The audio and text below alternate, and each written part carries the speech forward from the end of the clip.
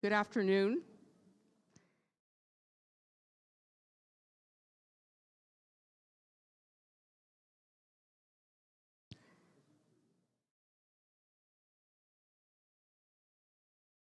So I invite everyone to please take their seats and very much appreciate this show of love for Elise Haton. She was very, very loved by so many people. So during the course of this service celebrating her and her life, I'm going to read some pieces that were written by friends who loved her so much. The first piece is called Loss by Anne Craven. How short the time, birth to death, when feelings are left unspoken, never expressed until the time when life has ebbed, and they become an epitaph, or come unbidden from recessed memory to remind us of a lost friend, love. Too soon, too soon. Our heart cries to have to say goodbye. But we're comforted by the words of our tradition, so if you know Psalm 23, please join me. The Lord is my shepherd, I shall not want. He maketh me to lie down in green pastures. He guideth me beside the still waters. He restoreth my soul. He leadeth me in paths of righteousness for his name's sake. Though I walk through the valley of the shadow of death, I will fear no evil, for thou art with me. Thy rod and thy staff, they comfort me. Thou preparest a table before me in the presence of thine enemies. Thou anointest my head with oil. My cup runneth over. Surely goodness and mercy shall follow me all the days of my life, and I shall dwell in the house of the Lord forever. And Shiviti, which the choir will sing.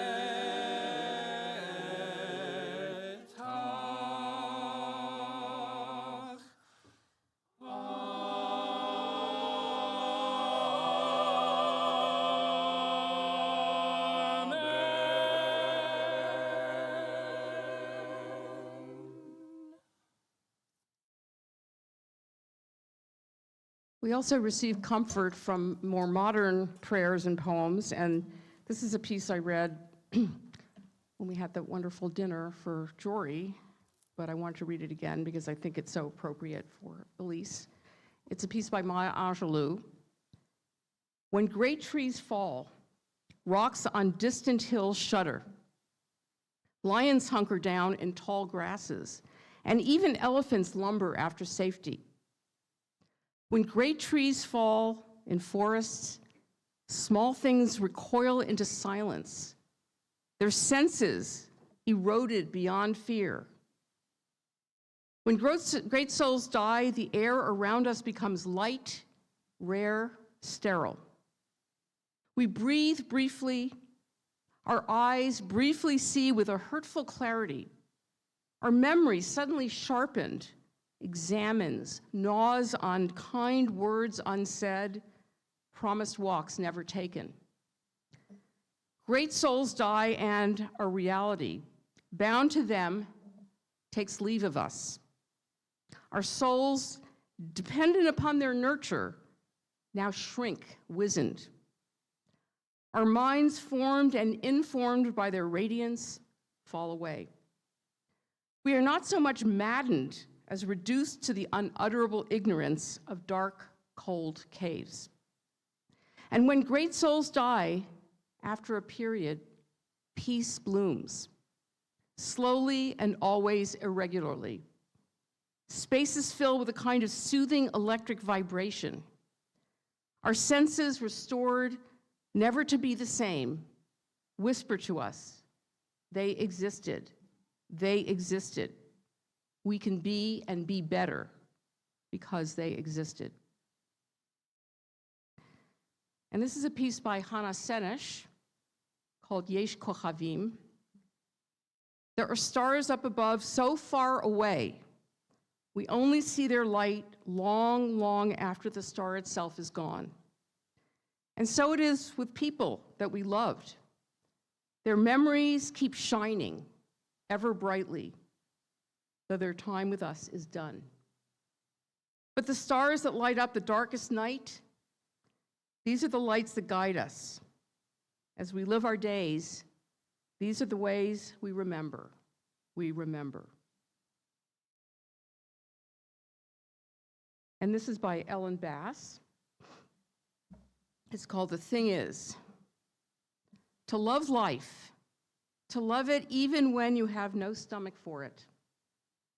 And everything you've held dear crumbles like burnt paper in your hands, your throat filled with the silt of it.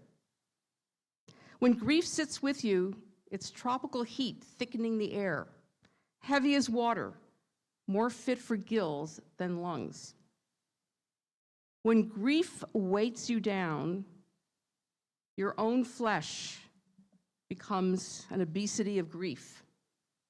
You think, how can a body withstand this? Then you hold life like a face between your palms, a plain face, no charming smile or violet eyes, and you say, yes, I will take you. I will love you again. And this is by Alden Solovey, who's an Israeli-American poet. It's called Blessings Now a River. And one day you will be gone. Simple as that. Gone. A blank space, the flow of life filling the spot where you once were. Or could it be that the love once held within you will finally be free? That your old container, now broken, will no longer bind you? That your blessings, now a river, will flow freely? That your sacred spirit will fill the universe? And on that day, you will be here, more here than ever. Simple as that. Here unbounded, as unimaginable as infinity, as radiant as light. A holy space most present in this sacred place, here where hearts dwell. The Cantor and Barbara are going to sing Biyado. In your hands is my spirit, God.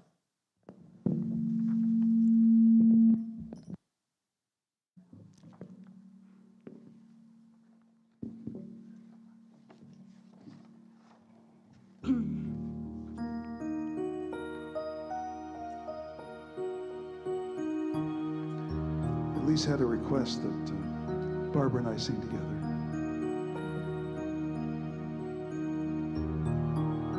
enjoyed seeing her in the sanctuary when we would sing together, and the smile on her face and radiance of her being just was very, very amazing.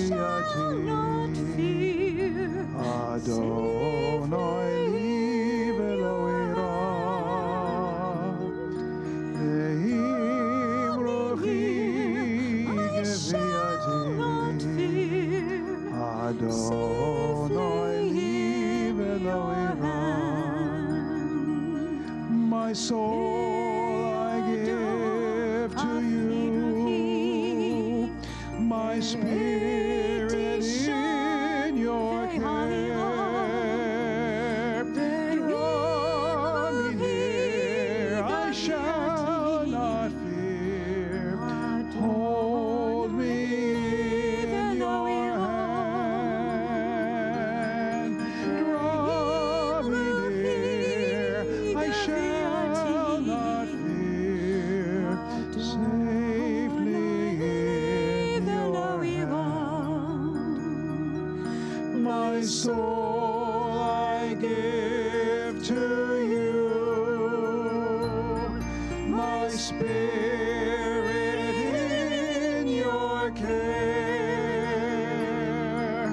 Draw me near, I shall not fear.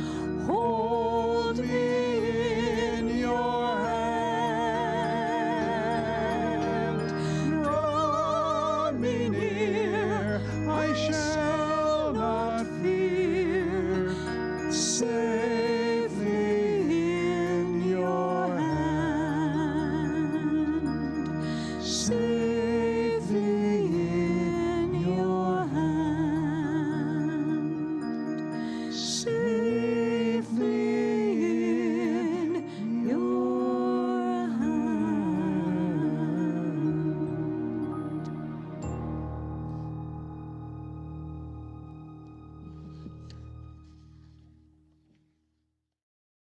And this is a piece by Rabbi Harold Schulweis called "Where is Grandma?" The young child asks, "Where is Grandma?" The adults gasp, not knowing what to say. Certainly not in the earth, buried, covered over with soil and small rocks. Certainly not in the heavens, distant, far off, a fantasy of the imagination. Much closer than earth, much closer than heaven. Grandma, dear child, is within all of us. In memories of her kindness and goodness, not faint echoes, but forces that resonate each day. Grandma is in our tenderness with each other, in our loyalty to family and friends, in our love of our people. Nothing noble dies with death. Warm embraces, wise counsel do not evaporate into air. Grandma is not where, but when. Whenever we gather together to celebrate festivals, whenever we offer help to the poor, the homeless, the sick, whenever we defend the innocent, raise our voice against injustice, Grandma's influence is present.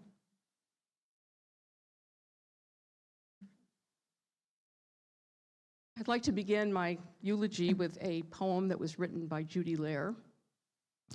And I've used excerpts from a number of pieces that were written. I will give the family the full pieces after the service. Judy's poem is called "Why My Friend Elise Will Always Be With Me." Whenever I need a real East Coast hug, I'll feel her leaning in to deliver. When someone asks for a few ice cubes for their glass of white wine, Elise will be on my shoulder smiling. See, I'm not the only one. When I see someone happily bouncy walking down the aisles of Costco, I'll see Elise. When I try a new fish recipe and repress the urge to make one portion with chicken, I'll hear Elise saying, "Don't worry, I'll eat the other things. Really, Judy." When I see a family laughing and dancing and relishing being together, I'll see Elise surrounded by her legendary loving family at the Jersey Shore. When I hear someone talking to their dog about needing to take medicine, or explaining that the bed is to be shared, or understanding it's time for the bedtime treat of whipped cream, I'll hear Elise having serious discussions with Gidget, while Diane reminds her, "Elise, she's a dog."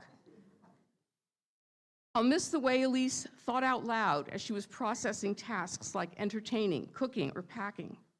I'll miss her bravery in the face of big decisions and her trust in the professionals who cared for her. I'll miss our quiet conversations about this awful club we were members of and how we cope. I'll miss her complete trust in her friends. I'll miss the times when Elise shared her pictures and recounted time spent with Trevor, Erin, Dean, and Kennedy, whom she loved more than anyone or anything else in the world. While Elise may no longer be a physical presence in my life, she was so Elise that she will always be in my heart and mind. These feelings about Elise were shared by all who knew her. I asked a number of Elise's friends to write a few words about Elise.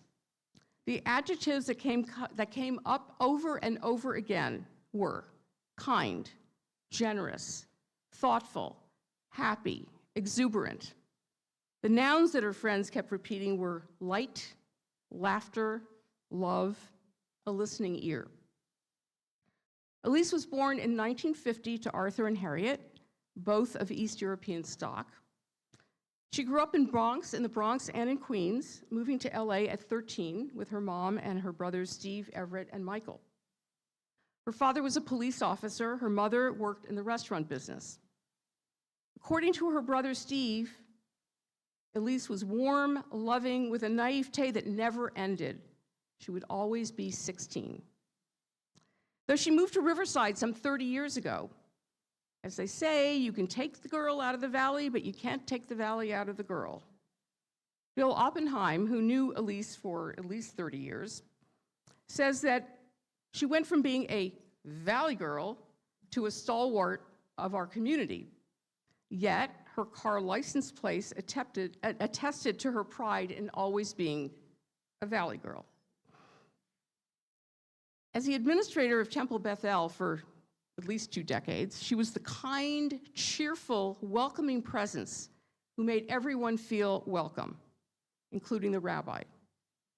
She was always a great support and confidant for me. We often huddled to solve thorny problems, including whether or not it was okay to serve reheated frozen bagels at religious school on Sunday mornings. She was at the temple day and night, sometimes even in the middle of the night when the alarm would go off and Elise would get herself dressed and over to the office to make sure that everything was okay. She was that dedicated and conscientious. Susan Tenenbaum, who worked with Elise for many years until Elise's retirement, wrote, "Congregants loved her and many came into the office just to sit down and socialize with the redhead. And that's how many people affectionately called her. When her workload got too heavy, she had to shut the door in the morning, enabling Diane or I to redirect congregant traffic away from Elise. She was the jewel of our temple and a true friend and sister to me. She was such a leader and inspiration. Rosalind Jones tells us we were members of TBE when Elise and her family joined. She was such an enjoyable part of our lives for so long that we can't recall exactly when or how we met.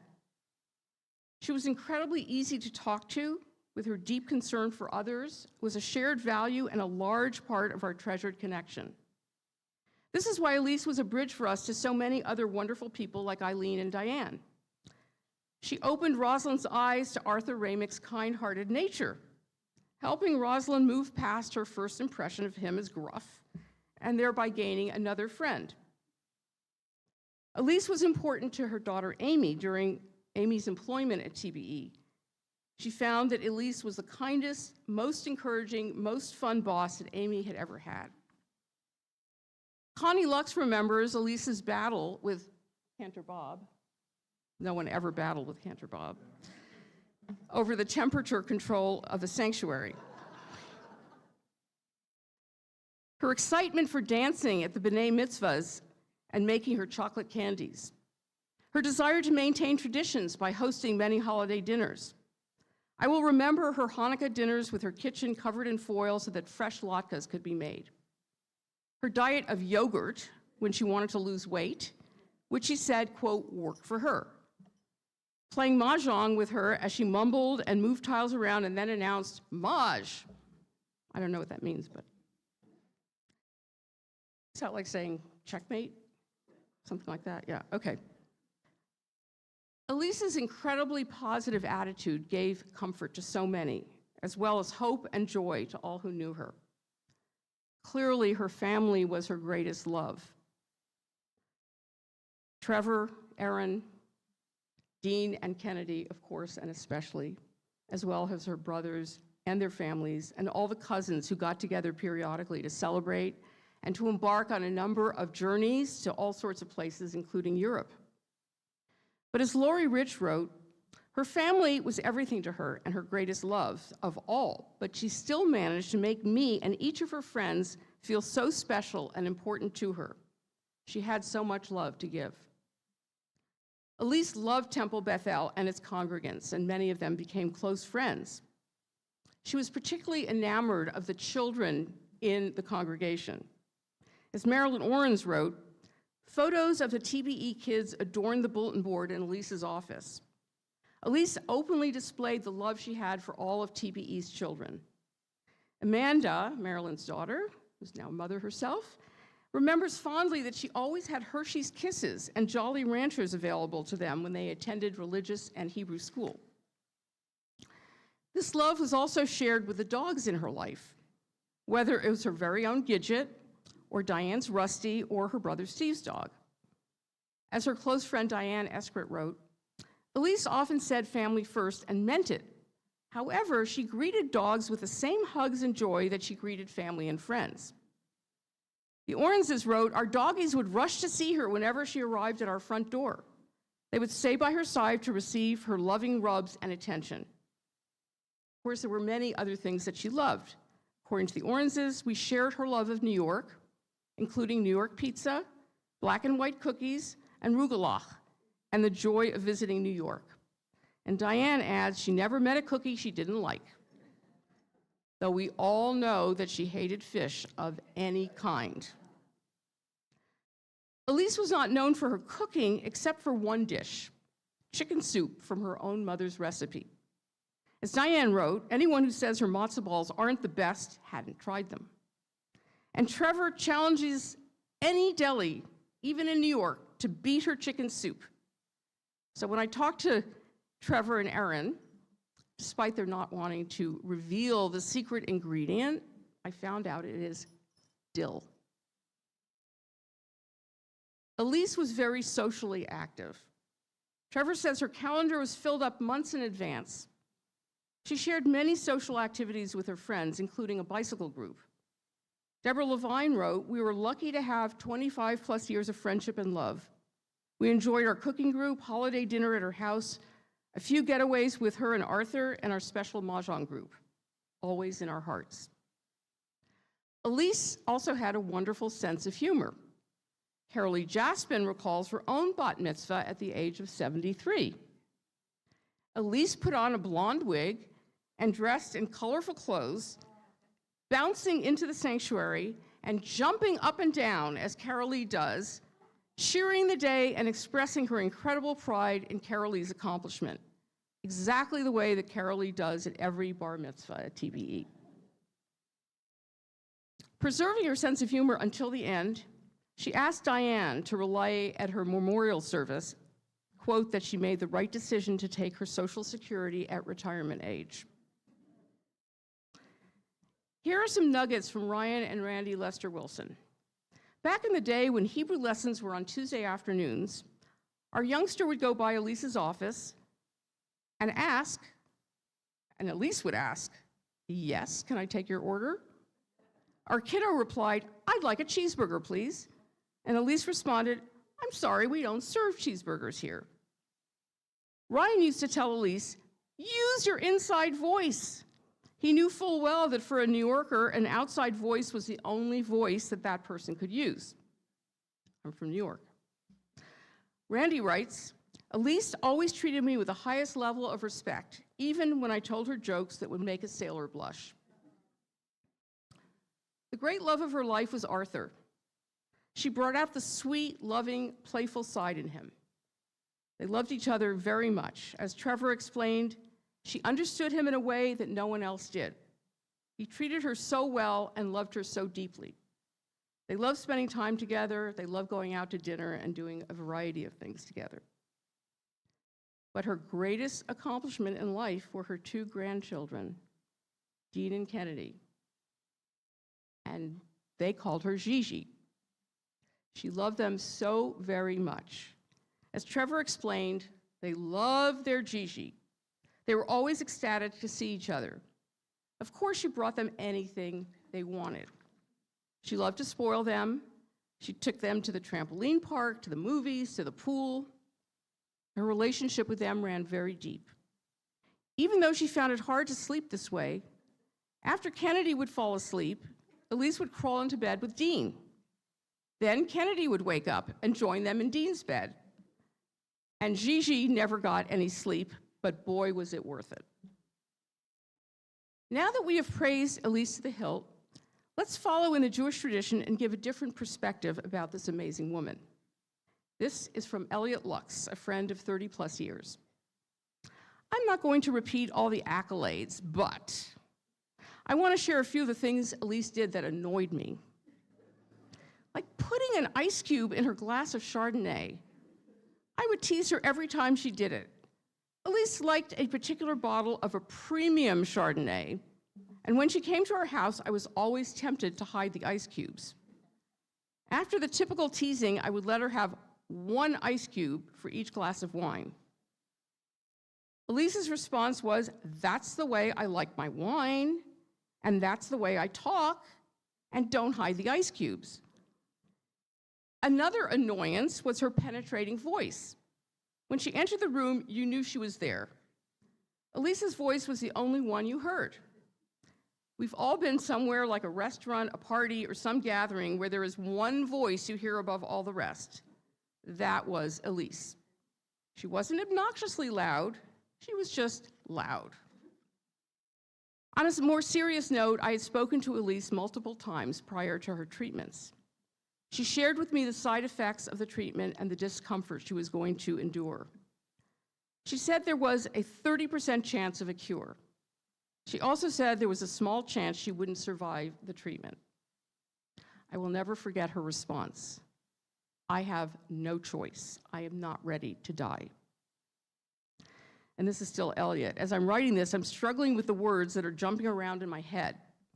I'm going to quote a passage I found online that expresses what I'm trying to say. As we grieve her loss, let us also remember the countless ways Elise enriched our lives.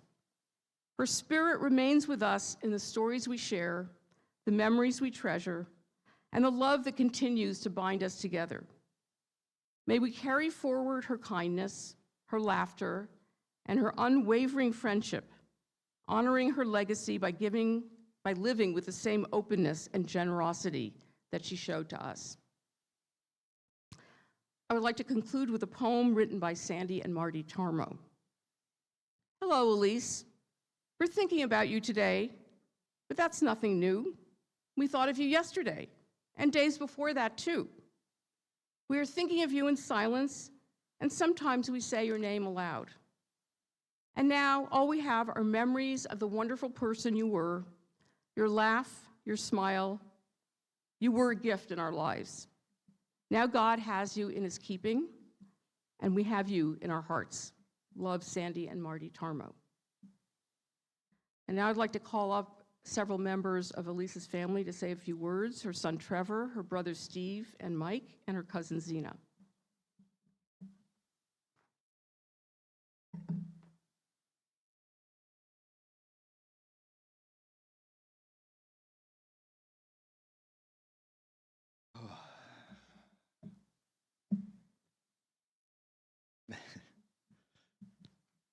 It's been a while since I worked a crowd this big.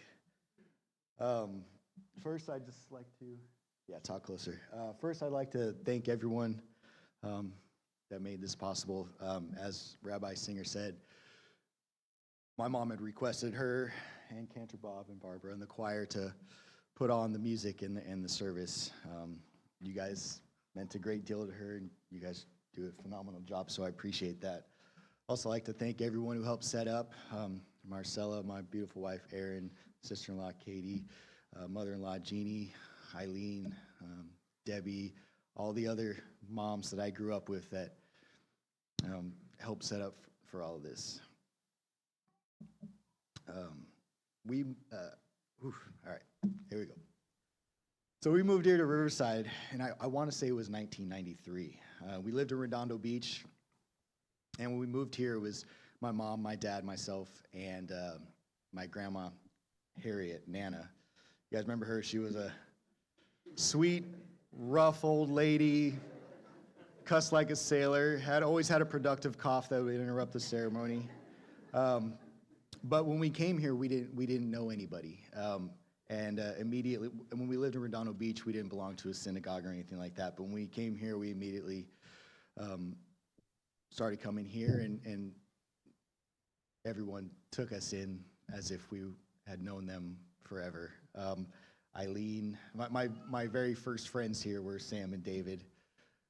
I just, seeing some of the faces that I haven't seen in, honestly, decades, it's incredible. I mean, this place has, some things have changed, but a lot of it is not. I do remember sitting over here through services and being antsy and laughing when I shouldn't have, and pretty much doing all the stuff that Dean would be doing if. But it's great being back here. Unfortunately, under these circumstances, I mean, the lengths my mom would go to get me back up here on this pulpit again, it's insane. So I knew my mom as mom, and only that. In that department, I have no complaints. She was the best mom I could have asked for. She was very strong. Well, you said keep quiet enough, man. I'm sure. Mom? No. So I thank you. I knew her as mom, but everyone else knew her as everything else to them. And that's something that I never really gave much thought to.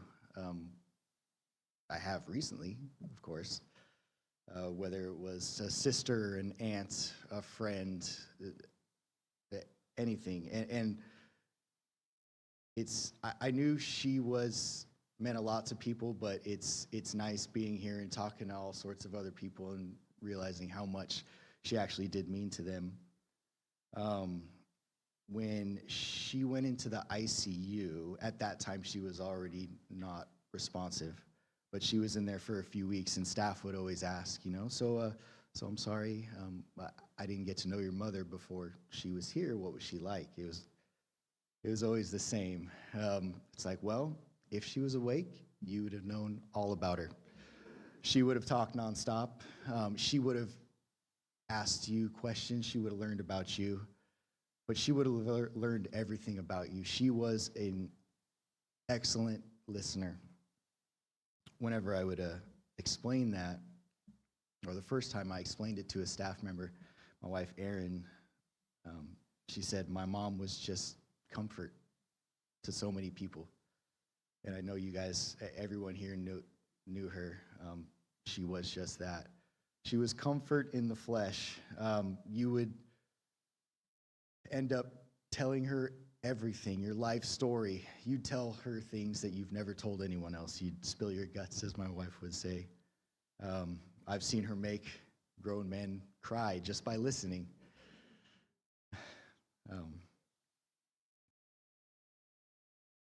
Her last day outside of the hospital, I came to Riverside and picked her up. She had a bunch of appointments, and then she was scheduled to check into her room later on that evening. So at no point did I think that would be the last time she was out of the hospital. That was never a thought in my mind whatsoever. This has all been a rough few months and a great surprise. A very big surprise, not a great surprise. But so I picked her up. We went there in the morning. She had to have labs, fasted labs. So we were both starving. We went and got some coffee afterwards, a couple more appointments. We had some time to kill around lunchtime. So we went to Arcadia to a mall. She wanted to find a C's candy because she had to buy candy for all of the staff that she was going to come across. So she did that. And then we had a few more appointments, but we had a very peaceful afternoon because prior to checking into the room at the hospital, we had a couple hours to kill, and they have this Zen garden. It's got a koi pond. It's very peaceful, so we went there. And we just sat on the picnic bench there, just her and I. I ended up falling asleep laying on the picnic bench on her lap, but it was just so nice sitting there, spending time with her. Last year when she got out of the hospital, I ended up spending probably 2 weeks with her every day, whether it was at Diane's house, then we moved to her house. Finally, she came back to our house until we could get her back on her feet and send her off into the world to be on her own again. But her and I had a very special relationship. We would just hang out and talk and eat and binge watch a show. Andor was the show. She didn't get to finish the second season, but we had a beautiful last day together. Last day outside the hospital, I should say. The last time that I can say she was for sure 100% conscious, not 100% there, and alert to what was happening was when we were in the ICU. It was Erin and myself. And we were talking to her, and she'd open her eyes for a short amount of time. But then we called Dean on the phone, put him on speakerphone, and we're like, Dean, just tell her about your day. Tell her whatever. If you've ever talked to Dean, you know he can talk.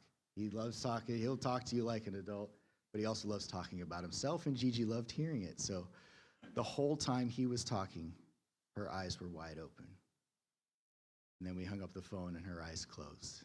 And I feel that it was about that time that was when she had at least mentally moved on. So again, like I mentioned, the whole situation was a shock. I had kind of seen the writing on the walls the last few weeks while she was in the ICU, but again, I never thought that in a few months I'd be standing up here. So I do regret not talking to her more on the phone. If I missed a call, I'd get back to her eventually, but I should have picked up that phone more. I also am extremely sorry that the kids had such a short amount of time with her.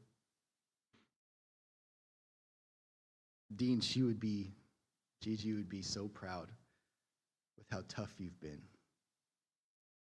I keep telling you, you don't have to be this tough, but she would be so extremely proud, and your guys' relationship was closer than I'll ever know, but I'll spend the rest of my life trying to learn how close you guys were. And Kennedy, Gigi would be so sad at how hard you're taking this, but she would feel so much warmth inside from how much she knows you love her. She absolutely adored you guys. She loved me to death. I'm her only son, but she absolutely loved you guys more than me, and I am perfectly fine with that. I love that. Kennedy had a little bit of a hard time understanding pretty much, where's grandma? I'm not religious. Sorry? But I'm not religious, so I had to explain it to her in terms that I believed. So what I had asked Kennedy was, all right, Kennedy, if I lost my hair, like much of my family has, am I still daddy? Yes. If I could no longer talk to you, am I still daddy? Yes. If I lost my arms, yes, you're still daddy. I'm like, okay, well then is there any part of me that is still daddy? She's like, well, not a part. I said, exactly. What I believe is that inside of us is some sort of energy. You may call it a soul. You may call it a number of things, but for me, I feel it's an energy that does not go away, but is transferred. And when we were all in the room and Gigi passed, her energy was transferred out. Some into you, some into you, some into all of us, some everywhere. Gigi will always be with us. And because of that, because Gigi is always with us and she's here right now, I just want to say, Mom, I love you. I miss you.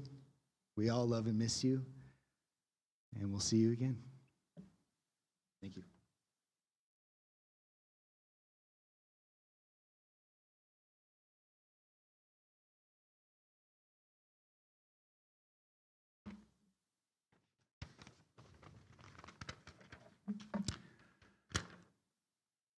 Good afternoon. I'm Steve Kaplan, Elise's older brother. And that's Mike, or Butch, as the family calls him. That's Elise's youngest brother. Just two of us left, Butch. Huh? Oh, shoot. Okay? Yeah, okay. Rabbi, I want to thank you and appreciate the oratory and all of those beautiful things you said about my sister. And now I don't need 3 pages of my stuff. But thanks. I'm only kidding. No, I knew that. I'm going to keep it light. I'm not going to eulogize my sister. I think she's been eulogized already by the rabbi, by Trevor, and all of you, what you're thinking, eulogizing my sister. I'm not going to eulogize her. I'm going to talk about my sister from a brother's standpoint.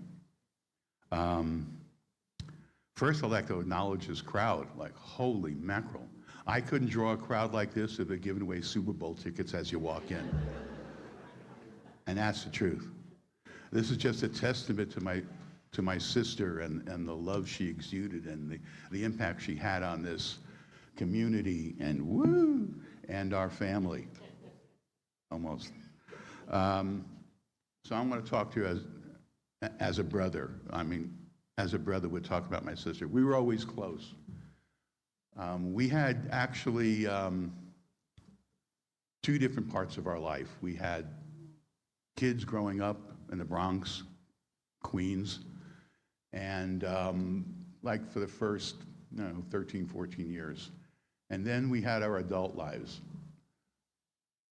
growing up, we each had our job. There wasn't much parental supervision in our house. It just wasn't. So it was, we were pretty much left, to look for ourselves and take care of ourselves. And Elise's job was to take care of Butch, or Mike. I can't say Mike, I'm sorry. I just can't do it. That was her job, and she took that responsibility, and sometimes she failed. show the finger. No, that's okay. Nothing like that. But that was her job. My job was to kind of keep an eye on everything else and everybody else. And that's what we lived with. We had the strength of our family behind us, and that gave us the values that we share today.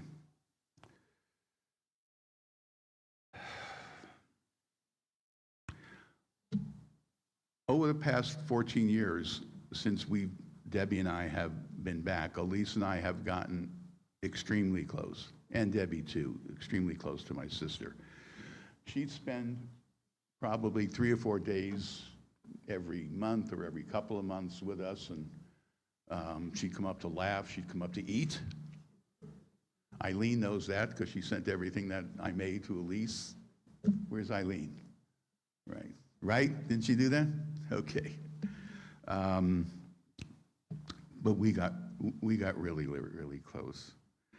She had 2 different lives. She had a life here in Riverside, a life and family, and she had our born into life family. The first 3 rows here, that's her born into life family.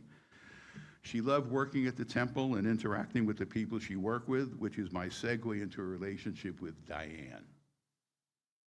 Where's Diane? Okay. Oh, there you are, okay. Diane, she loved you to death. She loved you to death. Elise and I used to have I used to call mornings with Elise, breakfast with Elise.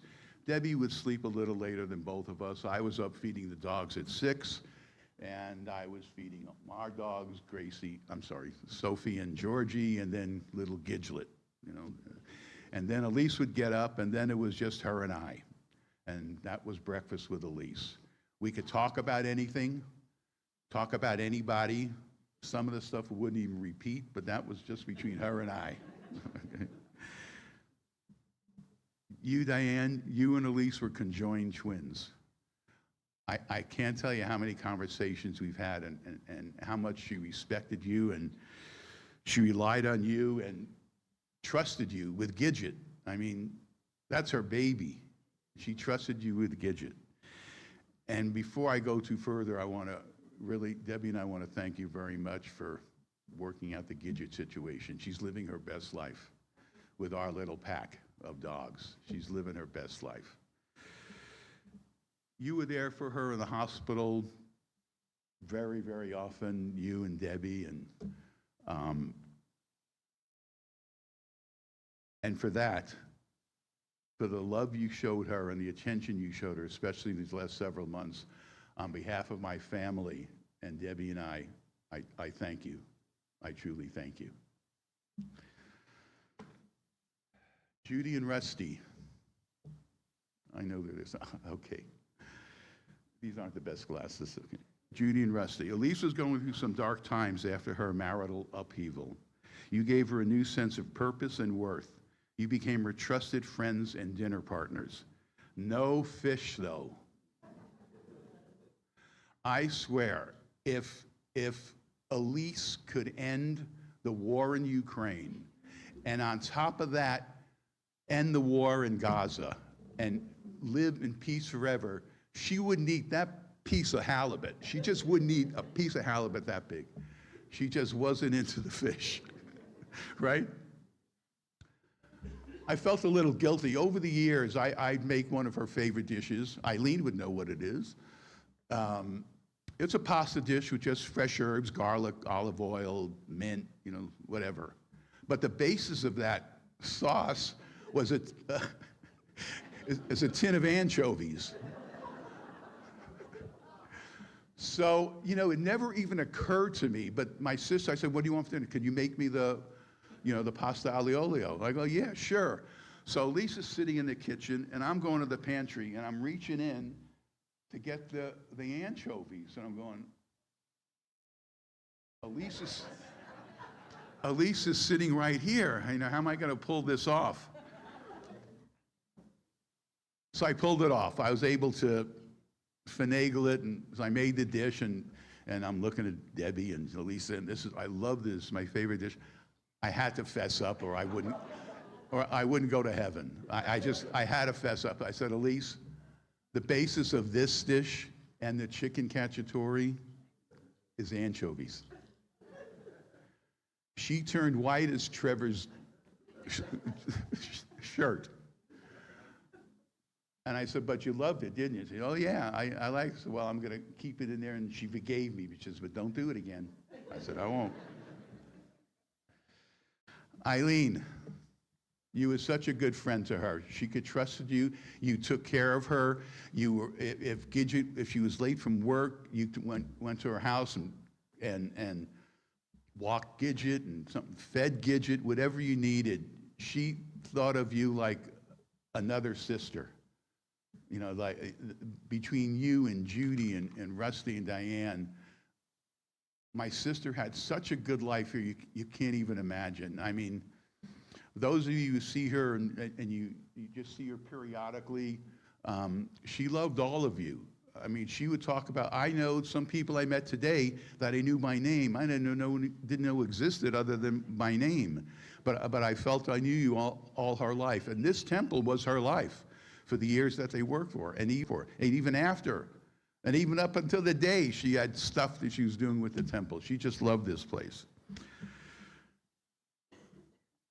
I'm not going to take up a lot of time, but there's a few things I need to talk about. And I have bullet points, but everything I want to say, all the superlatives have been said. But I just want to talk to you a couple little stories of just a couple of how my sister just transcended life itself and time itself. In 1969 and 1970, I was stationed in Germany in the U.S. Army, more specifically in southern Bavaria. And given my position, I had opportunities to go here and there and everywhere. So I took a 3-day pass, and I went with my friend who was from New York, and we went to Heidelberg.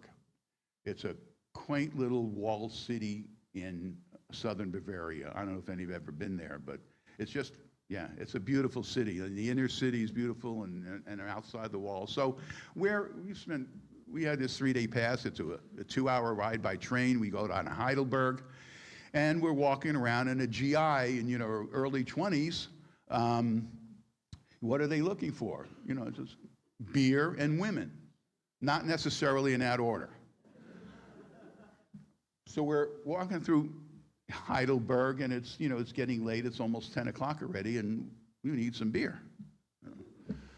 So we see this little cafe, and the keen eagle eye that I have, I see these 2 young ladies sitting down at the table, and there was another table about 10 feet away. So we sat down there, and so you can actually hear a little conversation, but not exactly what they were saying. And that back then, when I was 20 years old, I could hear.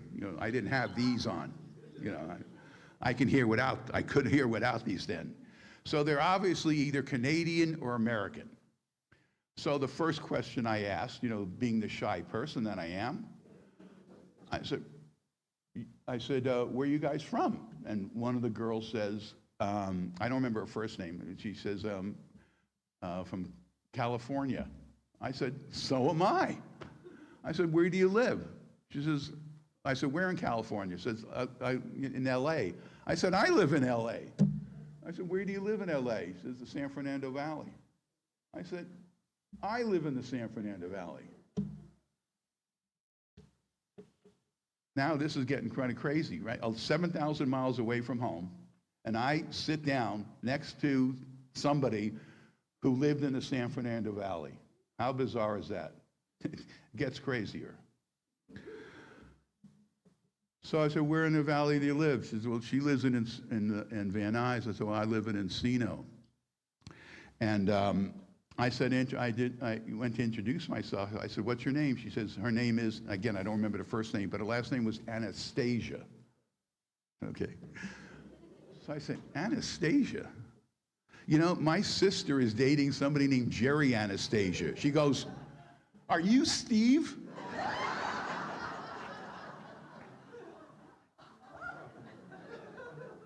I swear, if I could have bought a lottery ticket that day, I would have been right there. 7,000 miles on the way, the exact moment, the exact day, the exact moment to sit down with my sister's boyfriend in Heidelberg, Germany. And that's a true story. That was my sister reaching out to me and looking after me. I hadn't been home in almost 14 months. I missed home, I missed my family, I missed my brothers and my sister and my mom. And my sister wrapped her arms around me by sitting Jerry's sister right there. Another little story. My sister worked at Wells Fargo Bank. She was vice president of business development or something, whatever. It was on Wilshire Boulevard in Beverly Hills. I came to visit her. We were in a big van, and on the van it had that rack, you know, those, what do you call the rack? Roof rack, you know, the bars and the roof rack. So I pull into the Wells Fargo underground, and I guess something must have dropped because my roof rack hit the sprinkler system, and I pulled a good part of it down. So obviously, you know, the right thing to do was back up and drive in and pretend nothing ever happened. Okay. So I went up to the bank, and I'm talking to my sister, and, you know, we finished. I can't remember what we were talking about. And I left, and then the bank closed at 3 o'clock. And I came outside, and she closed the door, and I'm walking out, and they got the big double doors there opening up, and Kareem Abdul-Jabbar walks in. You can't miss him. So he goes over to the door. I'm watching, I'm staring, you know, of course. So he goes over and tries to open the door, and it's locked because, you know, they're closed. So I said, you need to get in? He goes, yeah, I'm a little late. I said, don't worry about it. So I go up to the window, and I go, and I see Elise in the back. She's looking up, and I go, come on. So she walks over, and I said, and she opens the door, and I said, Kareem's a little late. He needs to do some business. She says, oh, absolutely, come on in. And Kareem, he goes like this, reaches out, he goes like this. Reaches out, gives me a fist bump, and says, very impressive.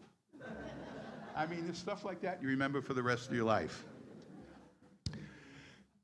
And I said, Elise used to spend a weekend with us a month.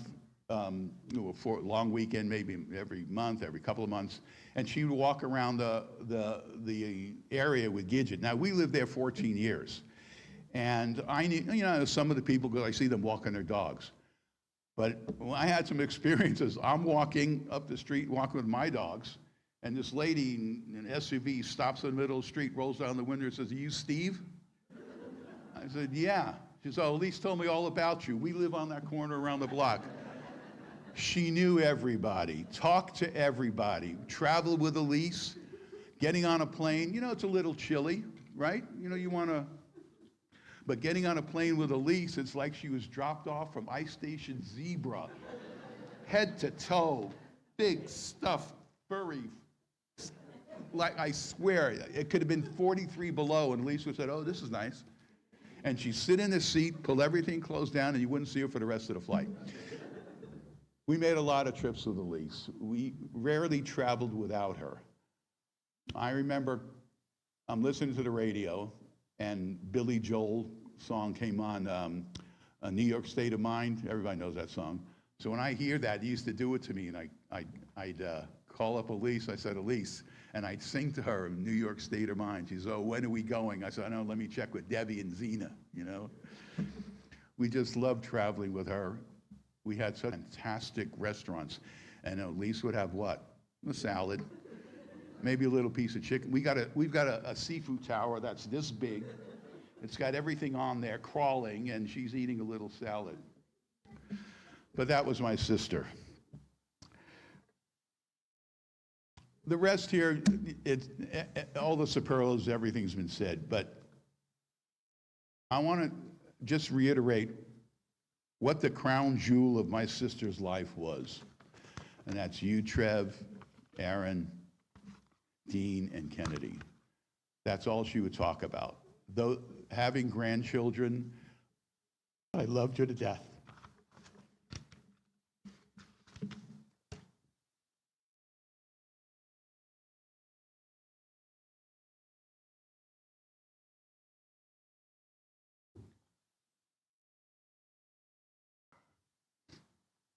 I'm going to try to get through this.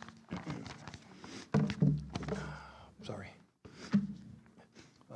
For those, again, who don't know me, I'm Elise's younger brother, and Mike, and of course, as Steve introduced me, Butch, to the family, even though I hated it.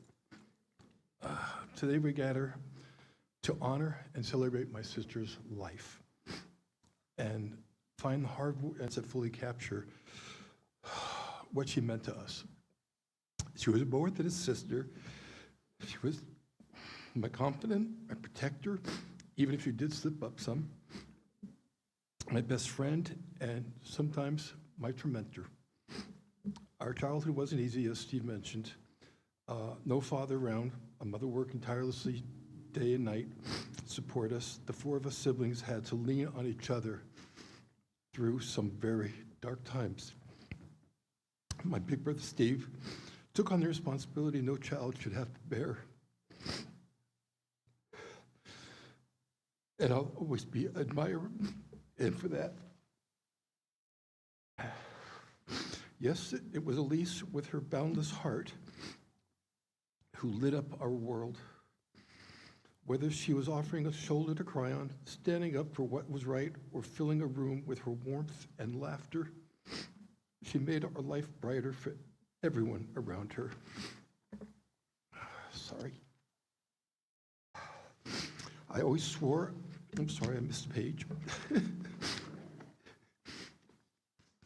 Here we go. Elise had a knack for remembering both the big moments and the small. Trivial details about people, she always knew the exact words you needed to hear when life felt overwhelming. Kind, lifted us all. Kind, selfish, and endlessly generous in spirit. She lifted us all. Of course, siblings are known to tease each other, and we were no different. Elise was definitely no exception. I'd like to share just one of her pranks she did on me. When I was very young, I was told to make chocolate pudding. I honestly don't know what the reason was. We were making some kind of stuff going on. And as I'm cooking it, and you have to stir it, make sure there's no chocolate staying on the bottom, she'd say, stir only clockwise. I said, what? She goes, if you stir counterclockwise, you unstir the pudding.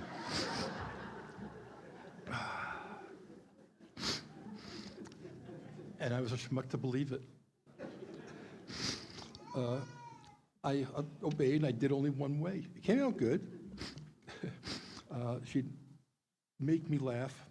The memory of her and her jokes and talks were wonderful. I would talk to her. We didn't conversate on the phone much, except for texting. When phones came in, we talked all the time. And I remember just saying, how are things going? And fine, how are things with you, kind of thing. We talked about different things, movies, or whatever it might be.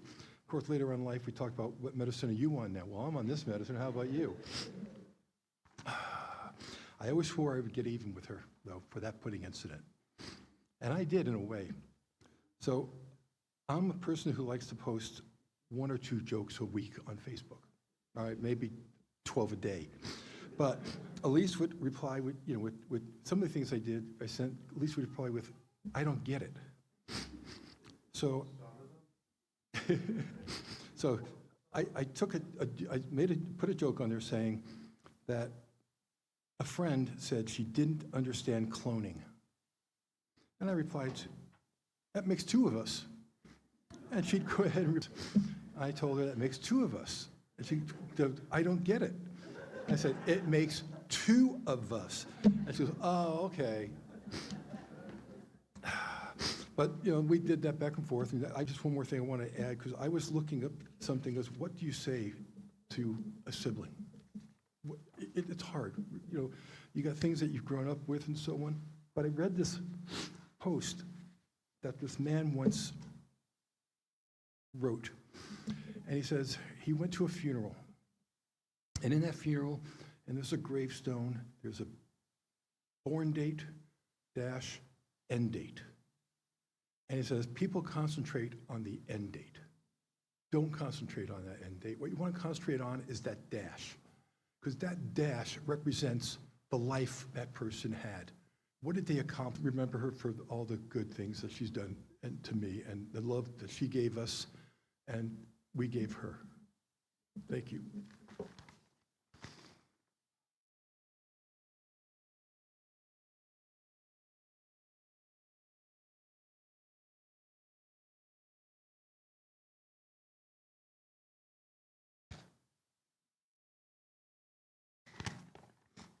Hi, I'm Elise's cousin Zena. I think I'm kind of representing our family and all the cousins with a lot of what I have to say. Today, which is very difficult, it's very comforting to celebrate Elise here. The synagogue was the place where Elise made new friends who became her family, and she found her community. It was her home for many years, and she was proud to work here and shared that with me all the time. She loved being a member of this congregation.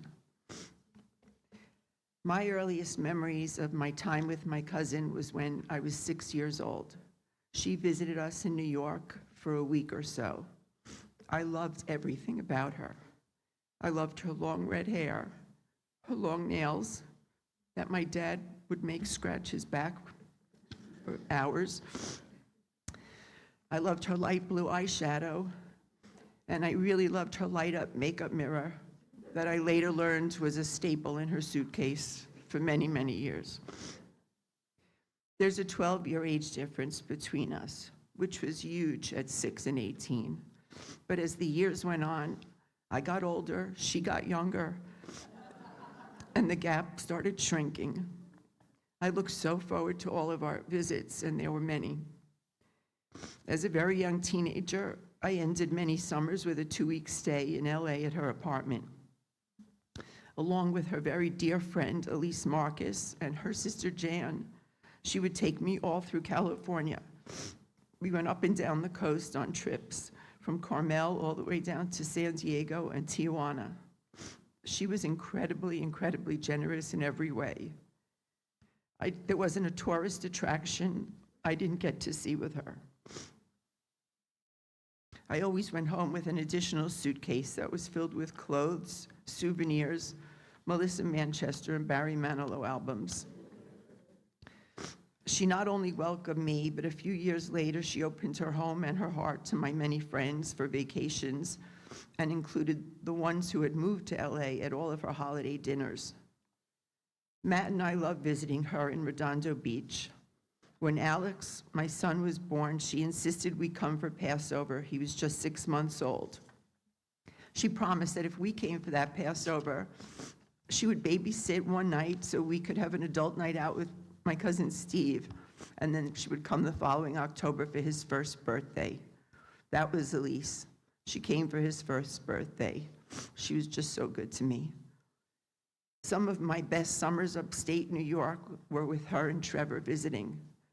We opened Chardonnay at night, and we talked about our family, all the memories we shared, how my mom drove me crazy, and how my Aunt Harriet made her nuts too.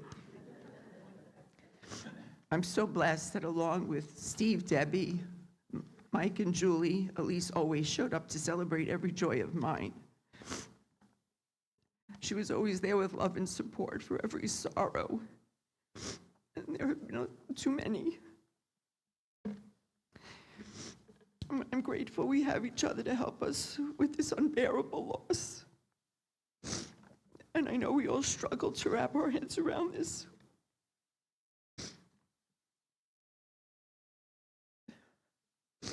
The very best of my life and my extraordinary love for Elise grew so in a very new way 10 years ago.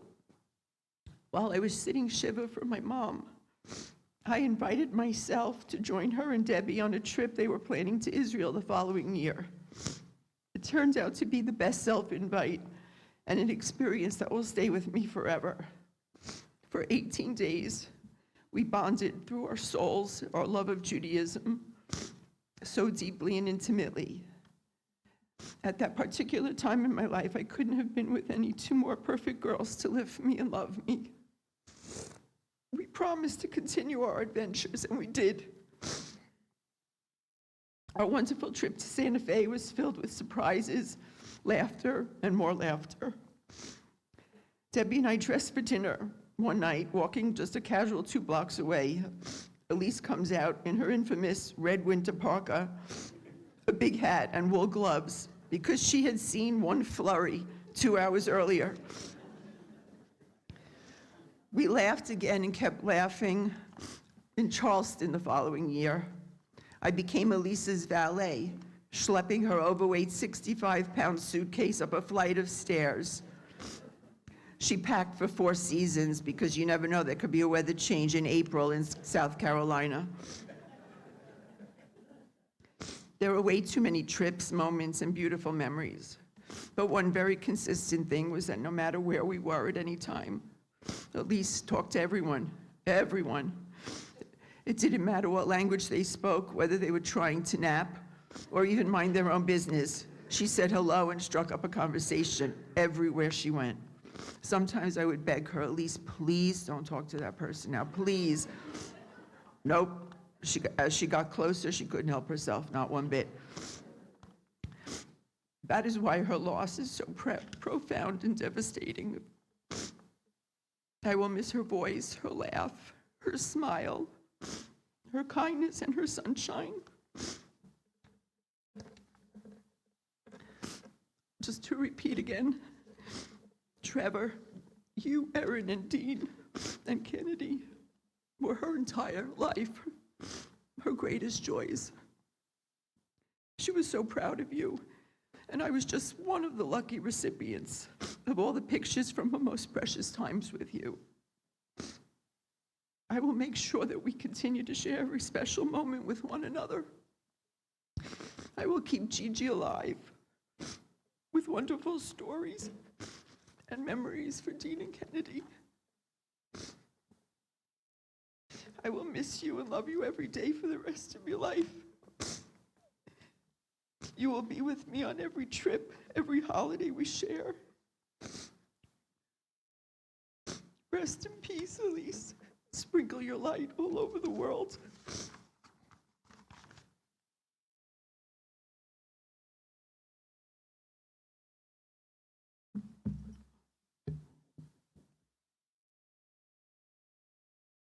Thank you for those beautiful tributes and those wonderful stories about her that really make her come to life. We're going to continue with El Maleh Rachamim, so I'm going to ask people to please rise if you're able.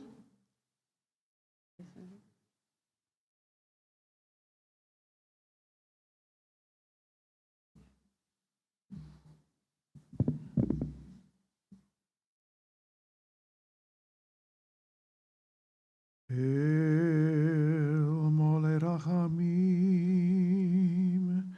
Shochen B'maromim Hametzeh Menucha Nechona Hametzeh Menucha Nechona Tachat Kanafei Hashechina V'malot Kedoshim Udorim Kizor Arakia Mazirim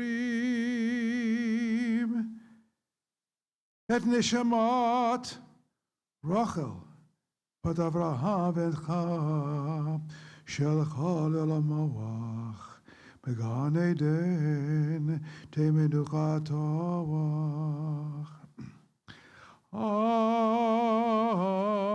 אנא בעל הרחמים, הסתירך בסדר כנפיך לעולמים. וסרה בצור החיים את נשמתך, אדוני הוא נחלתך. ותנוח בשלום על משכבו, ונאמר, and let us say, Amen.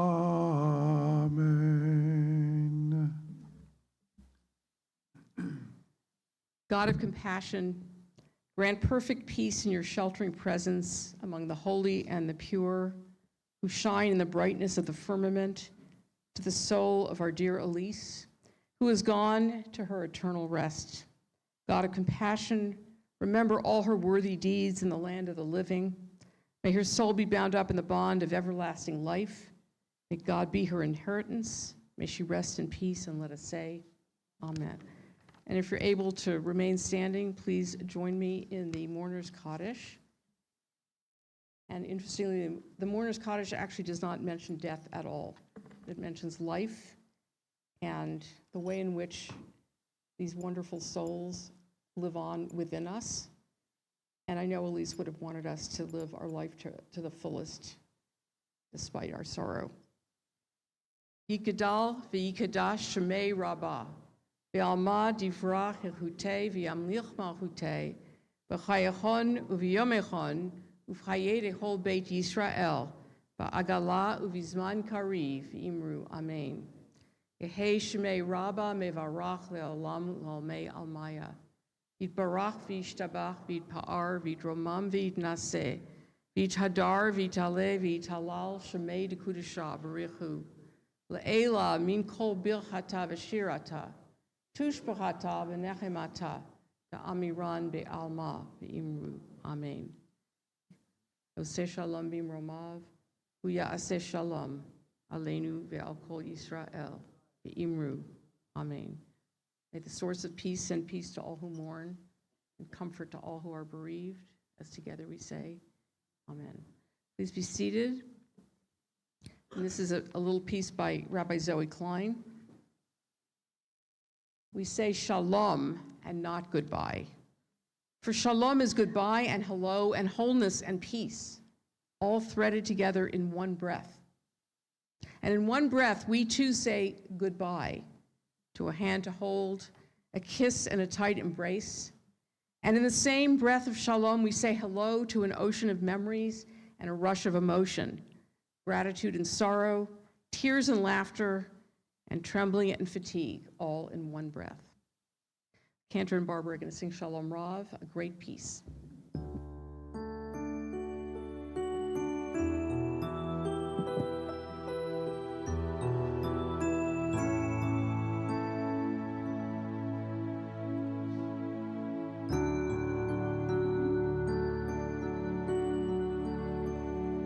Shalom Rav, Yisrael Amcha, Tasim Le'olam. Shalom Rav, Yisrael Amcha, Tasim Le'olam. Ki ata hu melech hador, lechol Shalom, ki ata hu melech hador, lechol hashalom.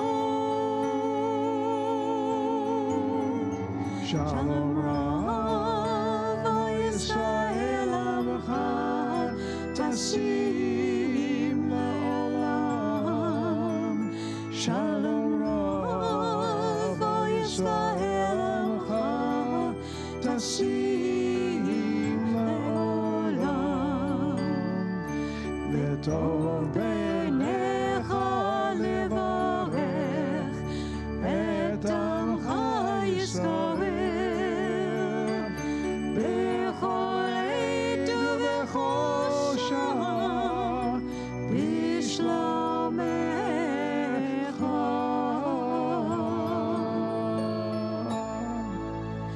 שלום רב ישראל עמך תשים לעולם. שלום רב ישראל עמך תשים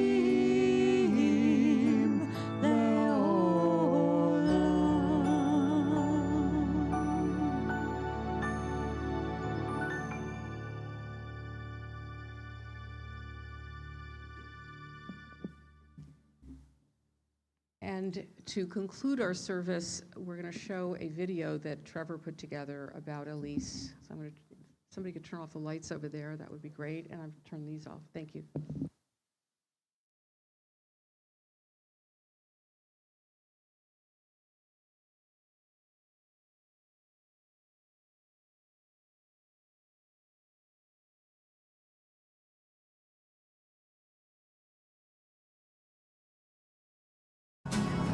I was born Yeah, you can. back inside, dragging up the zodiac.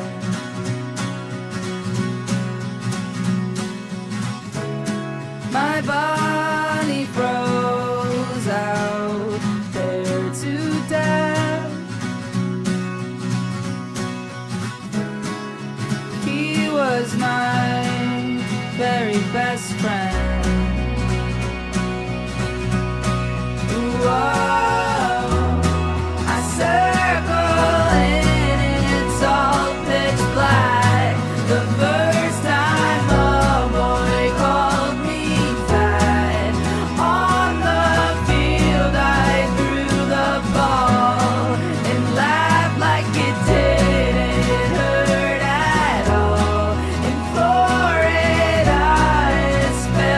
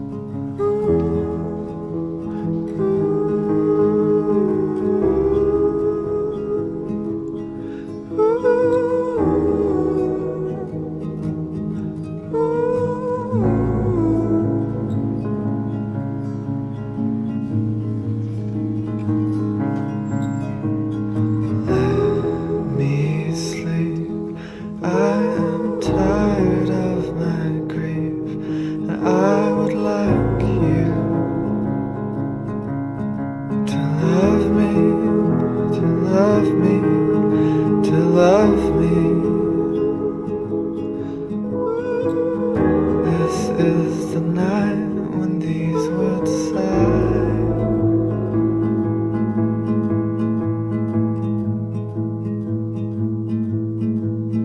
Come with me. There are people who cannot speak without smiling, but they would take me from your hand. They would try, they would try. This is the murmur of the land. This is the sound of love's marching band. And how they hold you like a gun. What are you doing to Gigi? What, are you And massaging how my I head? sing you like Freaking a out what you did with song my I hair? heard when I was young, What are you buried doing? for a night like this. How's that? Buried for Is that? a night Dean, you like are so this. funny.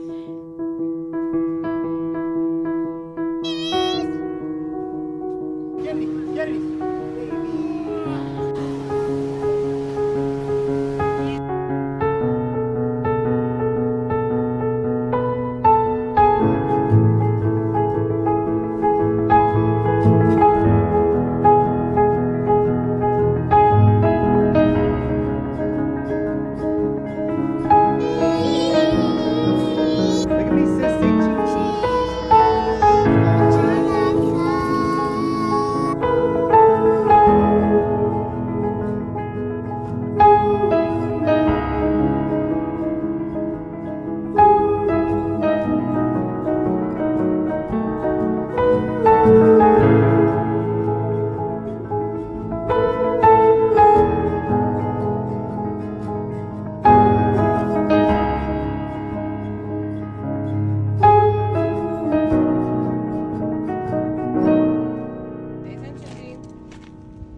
All right.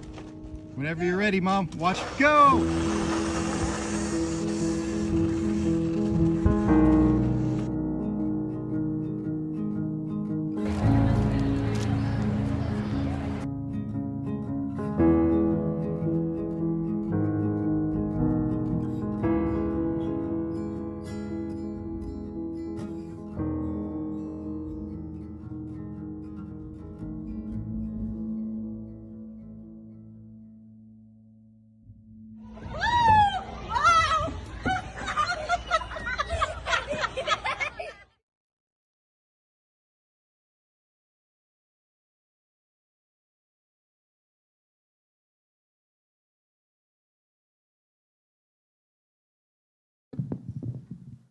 Beautiful job with that.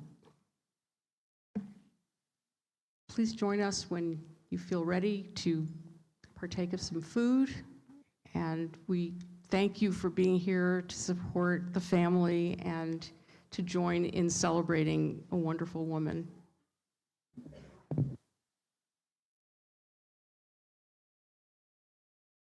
And thank you to Jory Yarmoff for doing the tech